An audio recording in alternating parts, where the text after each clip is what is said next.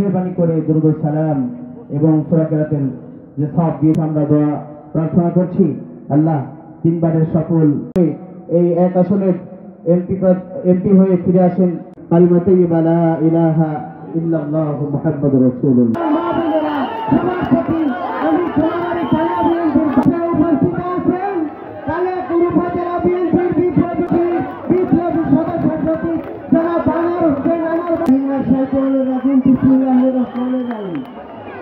আছেন কালিয়াকৈর উপজেলা বিএনপির আমাদের কাছে বিশেষ আছেন আজকে বিশেষ আমাদের মাঝে আজকে সভাপতিত্ব করছেন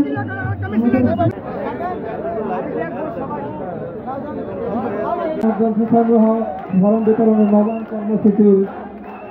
আপনাদের কাছে দল মত নির্বিশেষে একসাথে কালিয়াকৈরের উন্নয়নের জন্য, কালিয়াকৈরের ভবিষ্যতের জন্য, আপনাদের ছেলে মেয়ের ভবিষ্যতের জন্য, কোনাবাড়ির ভবিষ্যতের জন্য এবং আমরা যেন আরো দ্রুততম গতিতে এগিয়ে যেতে পারি, 31 দফা বাস্তবায়ন করতে পারি, সেজন্য সকলকে ধানের শীষ মার্কায় ভোট দেওয়ার আহ্বান জানাচ্ছি।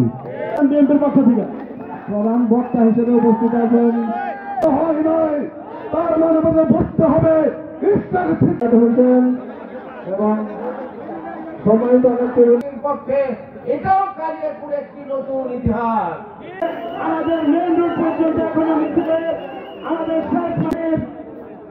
সংগ্রামী যুগ্ম আহ্বায়ক আমার সংক্ষেপে বক্তব্য শেষ করছি। কালিয়াকৈর থানা বিএনপির আহ্বায়ক সদস্য সচিব আজকের এই অনুষ্ঠানের সম্মানিত নেতৃবৃন্দ সকলকে আমি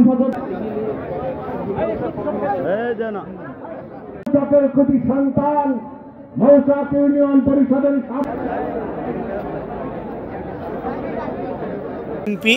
বিএনপি উনি নতুন করে আমার নেতা জনাব তারেক রহমান সাহেব সাজাচ্ছেন এবং উনি 31 দফা বাস্তবায়ন করার জন্য যেসব বিভিন্ন রকমের পরিকল্পনা রাখছেন, যেরকম ফ্যামিলি কার্ড দেওয়া, কৃষকদের জন্য সুযোগ সুবিধা, 18 মাসের ভিতর 1 কোটি যুবককে কর্মসংস্থান দেওয়া, সকলকে সুযোগ সুবিধা দেওয়া, আমাদের যারা মা বোনরা আছেন তাদের কর্মসংস্থান দেওয়া, সবাই যেন নিরাপদে থাকতে পারেন এসব বিষয়ে মনোনিবেশ করা, এসব সকল বিষয়ে আমরা আমাদের কালিয়াকৈরই না বাংলাদেশের সব জায়গায় এটা ছড়িয়ে দেওয়ার চেষ্টা করছি।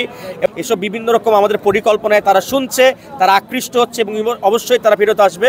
এবং আপনি জানেন যে আপনারা জানেন যে 2018 সালে আমার বাবা চৌধুরী তানভীর আহমেদ সিদ্দিকী সাহেবকে নমিনেশন দেওয়া হয়েছিল 1 নম্বর, আমি দ্বিতীয় নমিনি ছিলাম। আমি দলের জন্য কাজ করে যাচ্ছি এবং ইনশাআল্লাহ আমি অত্যন্ত আশাবাদী দল আমাদের এলাকার মানুষের যে আকাঙ্ক্ষা আছে তার প্রতিফলন ঘটাবে। এবং আমাদের সর্বশেষ কথা হচ্ছে জনাব তারেক রহমান যে সিদ্ধান্ত দিবেন আমাদের সকলের জন্য শিরোধার্য, আমরা সেটা মেনে নিব। কিন্তু আমি এলাকার মানুষের জন্য যা যা করা দরকার, ওনার এজেন্ডা বাস্তবায়ন করার জন্য যা যা করা দরকার, ধানের শীষকে জয়ী করার জন্য যা যা করা দরকার সে বিষয়ে আমরা কার্যক্রম চালিয়ে যাচ্ছি ইনশাআল্লাহ। এবং ধানের শীষ অবশ্যই এখান থেকে বিজয় হবে, আমি অত্যন্ত আশাবাদী।